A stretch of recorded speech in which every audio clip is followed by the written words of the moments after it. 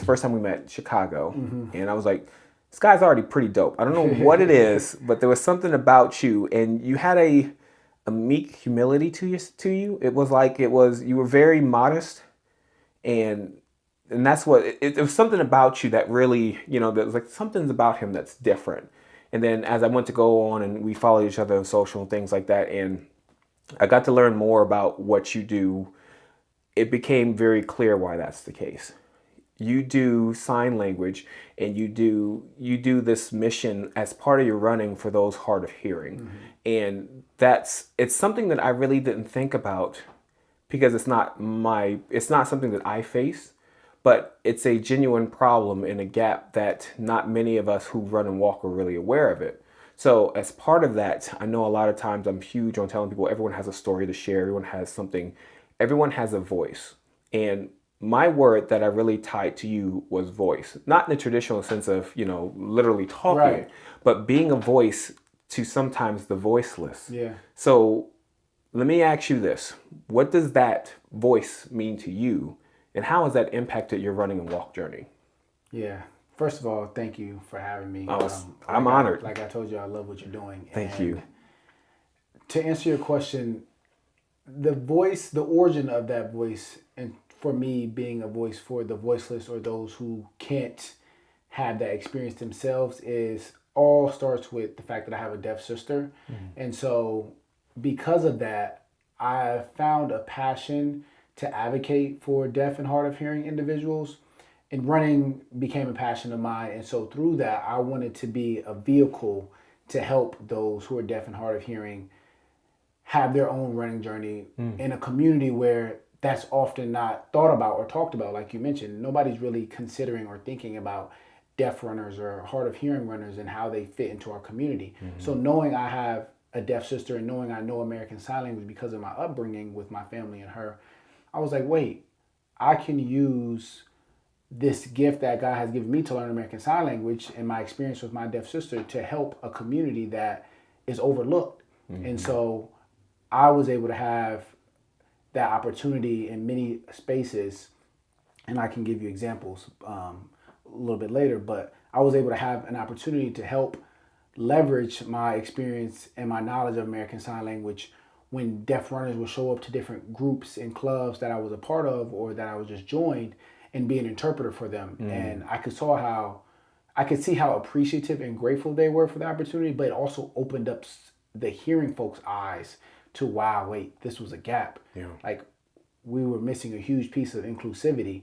And so when they saw that I was able to interpret for them in front of everybody, they was like, this is something that we need to do more of, because nobody thought about this. But I did, because I have a deaf sister. And so I started thinking not only about my deaf sister, but about the whole sea of other deaf runners that have an experience where they're not heard or seen or can hear what's going on in these gatherings in these communities. And so I wanted to be that voice for them, to help them be a part of something that's supposed to be for everybody. Yeah, which I think that speaks to your character, because you could kept it solely to just your family, but you've literally touched so many people with being that voice for them. You've literally been able to, be on a global platform sharing that recently. Would you mind sharing that one with I think you just met Kipchoge, and there was a performance athlete who was there who was hard of hearing. Yeah. But you were there to help translate. Do you mind giving some details on that? Yeah. It's actually really an honor, honestly, because since I got into running, it's always been more than just running to me. Like, I'm competitive with myself. I love challenging myself just like the next competitive runner. But more than anything, I run because I wouldn't run if I couldn't do it with other people. Yeah. I run because I get to do it in community with other people. And so when I found out about, his name is Thomas Eller to be more specific. And I was on social media and I came across him, and I saw he was a deaf runner who was the first deaf runner to do all 6 world major marathons. Wow. And now he's gone on to do them, I think 3-4 times, all 6. Wow. This past year, he ran, I think, 7 marathons, sub 3. And he's just a phenomenal runner. But more than that, he's advocated for deaf runners. He got a lot of the world majors to implement a deaf runner bib. So for deaf runners who are during these races, there's a bib on the back that says Deaf Runner. So I messaged him and I was like, we were both doing London in 2024, and I messaged him and I said, hey, I would love to meet. I have a deaf sister. I know American Sign Language, and it's a passion of mine. I'm also a huge runner. And so me and a guy I know named Rob Dalto, who's a huge running influencer as well, met up in London, and we did a sign language video to really raise awareness and just show people like Tom is out there. People out there who, you know, are trying to meet him where he is. And so me and Tom developed a really strong relationship as he saw my passion for the deaf community. And I saw everything he was doing. And so we stayed connected. We messaged. We met up at different major marathons we were at. And this past New York City marathon, he and Avid reached out to me to interpret for him during the Avid Marathon weekend events. And so I was honored when he told me. And so at all the events that he was at, I was there being that voice for him and helping him, you know, helping bridge that gap essentially. And so there were different events that were taking place. And then I think the final event was a gathering where Kipchoge spoke to a group of folks, a small select group of folks. And so I was able to be in that room. So I think it's provided me opportunities, but more than anything, I feel grateful that I get to be in these spaces to help other people, because that's what I love to do. I love running, and it allows me to help other people. So I was able to interpret for Tom in that space. Also got to meet Kipchoge myself. And it was just an all around great experience to not only help Tom in that moment, but, you know, be a part of that experience for him, and then share that to social media and viewers to use my platform and use his platform for something good, you know, an inclusive purpose. So to be able to be a part of the Abbott experience was awesome.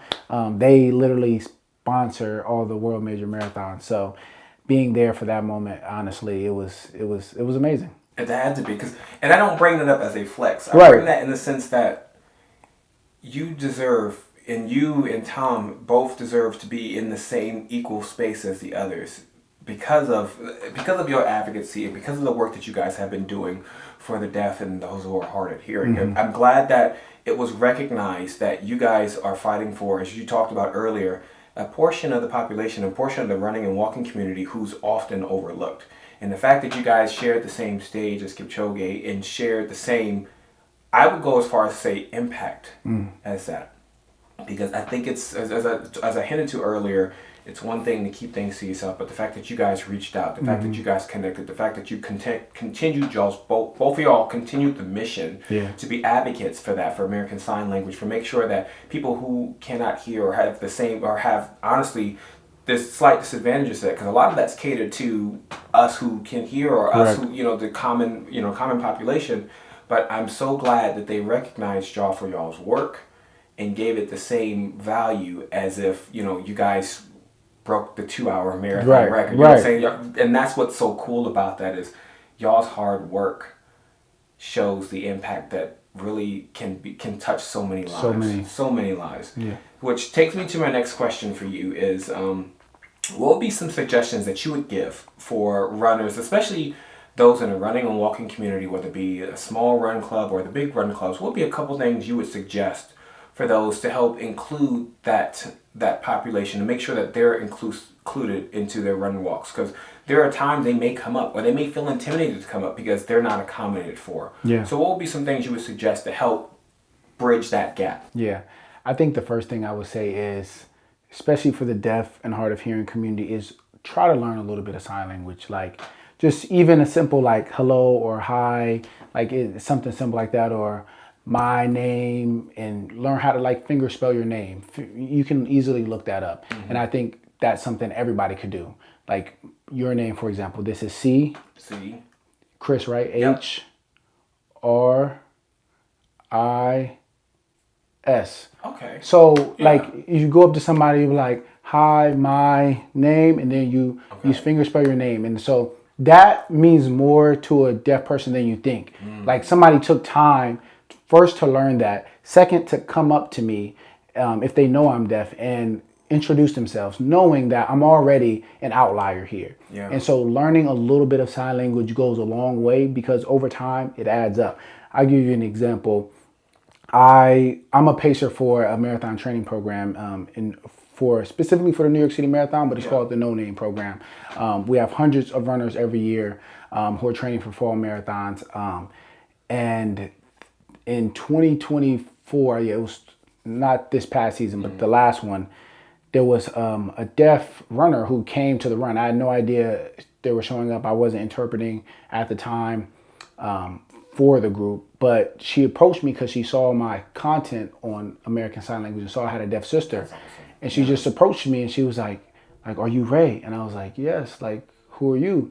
And she was like, oh, I saw your videos on Instagram. And she was like, showed up to run. And so immediately I was like, this is a special moment. That's because powerful. She noticed my content, what I was doing and advocating for the deaf on my platform. And she showed up to the run because she knew somebody there who would be able to help her. Mm-hmm. And so I told the leader of our group, Coffee, somebody who I really look up to, I was like, we have a deaf runner here. And we always start our runs with like, just general announcements. And mind you, we get at least 300 to 400 runners at these big runs, and they break out into pace groups. But she came, I stood on the front he told me to stand on the front of the stage so everybody could see.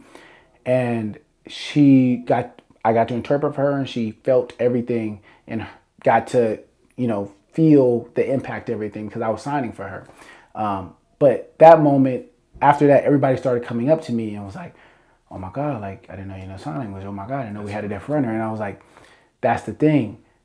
This is about bridging a gap. This is about being more inclusive. And they saw that more people started to take notice. And then I had runners I started teaching them sign language. So I would stand in front of the group and I would teach them different phrases. The hearing runners, I would teach them different phrases in sign language. Like, for example, I taught them, I believe in you, and then you believe in me.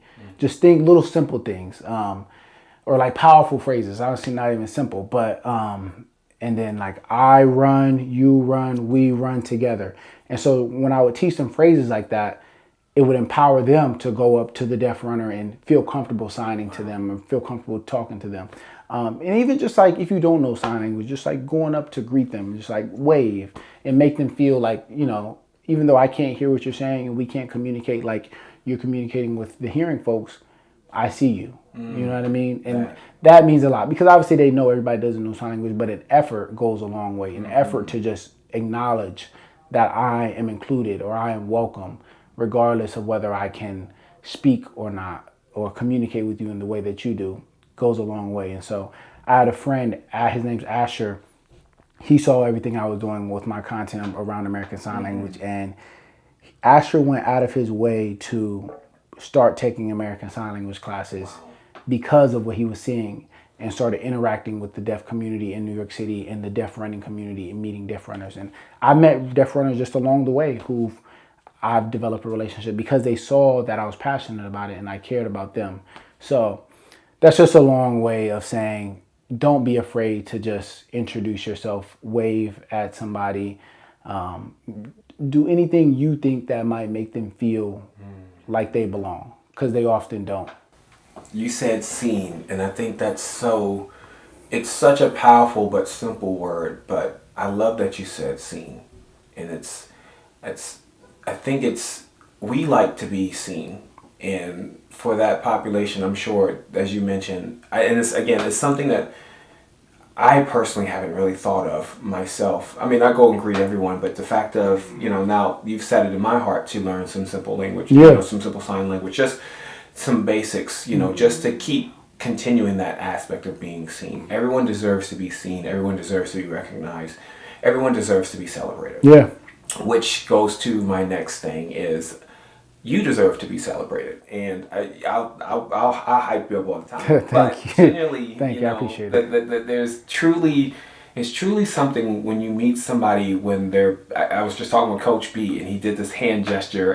It was pretty funny, like when your passion and your job meets like this, and it's the beautiful thing. But seeing you mesh your passion for sign language and being an advocate for the deaf and hard of hearing with running, and seeing that mesh and seeing you flourish and seeing the impact that you have to those people has been nothing short of inspiring, to say the least. So I personally want to say thank you for doing what you do, your choices, people's choices always matter, but you choose to be a voice for those who literally don't have a voice sometimes. You literally help them to be seen. Yeah. And I think that speaks a lot of who you are.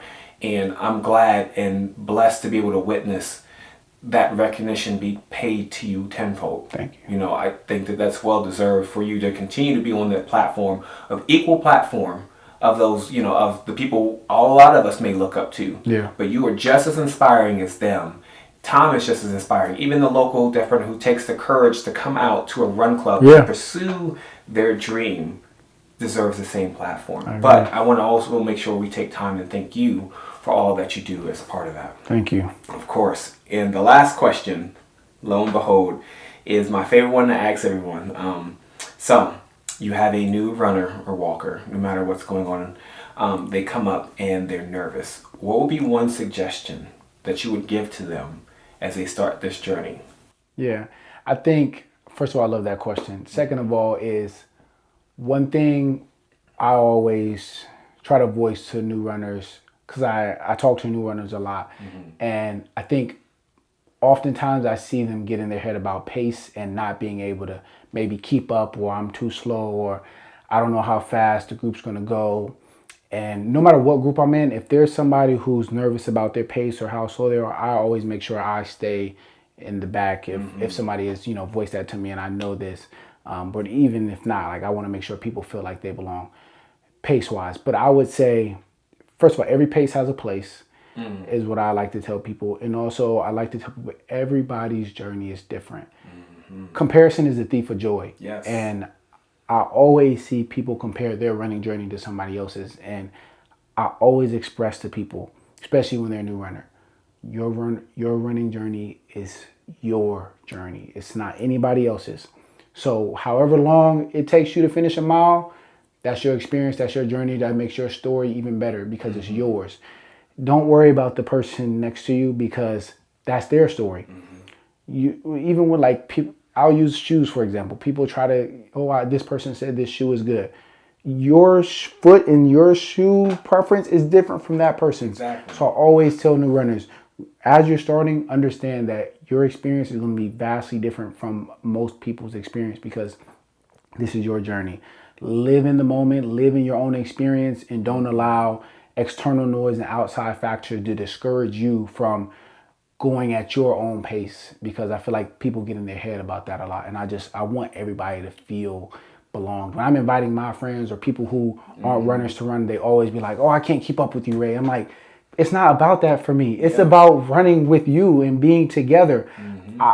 When I think about running with community, it's not just, oh, community is my friends and a group of people we going out to run. For me, it's a feeling of people that embody coming together, that embody this similar shared experience, this similar drive, this similar passion, and we're coming together to do that as one. I'm not trying to race you. I'm not trying to go faster than you. And I'm sure you probably heard that too. Oh, I can't keep up. Yeah. I want to run with you at whatever pace we go. It doesn't matter to me. So that's, I would tell those people, those new runners and walkers like that, this is your journey, your experience. Don't let the noise stop you. Go at your own pace, your own speed. I'm here to run with you no matter what that looks like. So that's good. I like that. As you know, we both do things of this nature, and it's just everyone's pace is truly their journey, and I love that. That's always the easiest way to keep people included and included into that is just meeting them where they are. That's the whole mission of what we do as community. We should make sure that everyone, to go back, not to sound like a broken record, but seen. That, like I said, that word for me today that's the word of me today. It's just because it's so simple, but it's so powerful. It is. It really is. And again, thank you so much for all that you do for both, again, the hearing, those who are hard of hearing or those who are deaf. And again, you do things beyond just that scope as well. You just generally love the sport, you love community. There's a lot of times you are at the back of the pack, you are going back out to cheer, you're going back out to celebrate everyone, and that's what the whole purpose of what Safe Space is about, and it's, again, I thank you for what you do, And again, it's always coming from when I first met you, that meek humility that you have to that. There was something about you, and the more listening to your story, it makes all the more sense. Thank you. So I appreciate you. I appreciate you Yes, so sir. much. Thank you so much. Yeah, this is a pleasure.